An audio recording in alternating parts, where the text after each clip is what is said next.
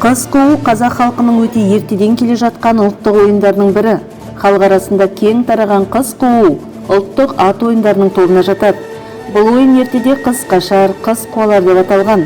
Бірақ бүгінгі күнге дейін қыз қуу ойыны аса қатты өзгеріске ұшырай қойған жоқ. Бұрын болған ойын тәртібі қазір де сақталады. Біздің заманымыздан бұрынғы 7-8 ғасырларда қазақ даласында бұл ойын жігіт пен оның қалыңдығы арасында өткізілген. Бұл кейбір рулар арасындағы белгіленген тәртіп. Егер жігіт жарыста жеңіліп қалса, қызбен некелесу құқығынан айырылған. Сонымен қатар, ойында жігіттің жеңілуі өз руында етідір жігітпен жүйрік аттың жоқтығын көрсеткен. Сол үшін де жігіттің жеңіліс табуы ру үшін кемістік болып саналған. Егер ойында қыз жеңілсе, келісім бойынша ешқандай қалыңсыз-ақ ол жеңген жігітке тұрмысқа шығады. Ең бастысы, қызды қуып жеткен жігітке бойжеткенді белінен құшақтап, ат үстінен бетінен сүюге рұқсат берілген. Жиналған жұрттың делебесін қоздыратын да осы бір аяулы сәт. Қыз қуу ойыны қазір ұлттық спорт түріне еніп, арнайы спорттық жарыстар ұйымдастыру қолға алынуда. Қазір бұл ұлттық спорт ойындарының арнайы ережелер жасалып, бір жүйеге түскен.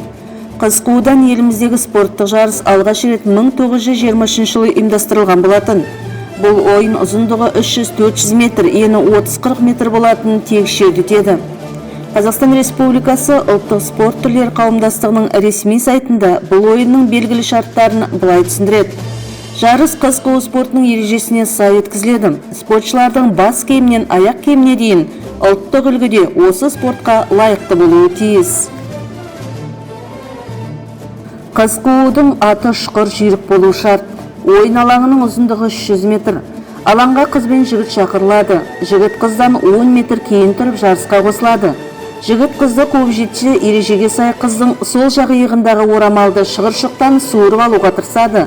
Ал қыз керісінше қуғыншыдан қашып құтылып, сөреге бұрын жетуге әрекет жасайды. Ал екінші кезеңде 10 метр алда тұрған жігітті қыз қуады. Қуып жеткен жағдайда ережеге сай арнайы қыз қуу қамшысымен жігітті қамшылап, қуып жеткеннің белгісін көрсетеді. Жарысқа бекітілген ережеге сай спортшының қуып жеткен уақытын арақашықтыққа бөліп қорытындысы шығарылады. Қыз қууды қазіргі бағыты мен келешекте де дамытудың үлкен спорттық маңызы бар. Ол өзінің маңызы жағынан жастарға дене тәрбиесін берудегі бүгінгі талапқа толық сай келеді.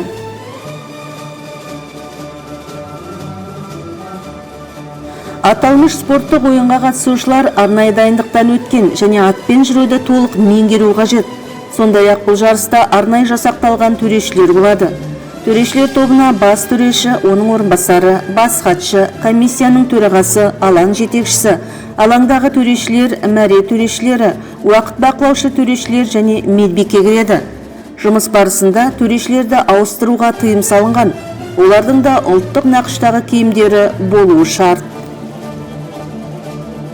Бүгінгі қыз қуу спортына ұлттық спорт түрлері қауымдастығы баса назар аударып, халқымыздың өнері мен мәдениетінің негізгі бір саласы саналатын спорттық ұлттық ойындарды қайта жаңғыртып отыр.